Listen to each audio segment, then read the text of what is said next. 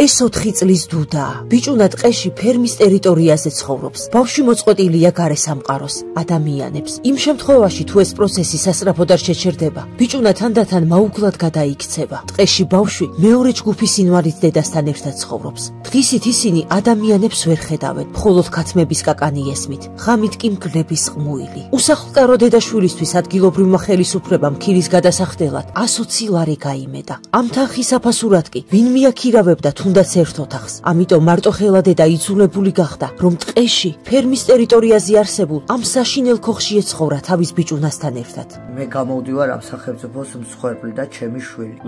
ტურების ყმუილი და ესეთ სიტუაციაში იზრდება. რამდენი წელი კიდე შეიძლება ადამიანმა ტყეში იცხოვრო? 2 წელზე მეტია აქვე. ალბათ თავად ხვდებით, თუ როგორი საფრთხის შემცველია ამ საბრალო ბიჭუნას ტყეში ცხოვრება. ის ამას არ იმსახურებს. არც ერთი ბავშვი იმსახურებს ასეთ არაადამიანურ პირობებში ცხოვრებას. საჭიროა რომ ბავშვმა რაც შეიძლება მალე ადამიანების სივრცეში გადაინაცვლოს. ეს კი თქვენი დახმარების გარეშე შეუძლებელია ღვთისმიერო ადამიანებო. თუ მთელი საქართველო გავერთიანდებით, შესაძლოა სოფელში პატარა სახლის საყიდელი ფულით შევაგროვოთ და ბავშვი ტყიდან დავიხსნათ. უფალი არასდროს დაგივიწყებთ ამ სიკეთეს.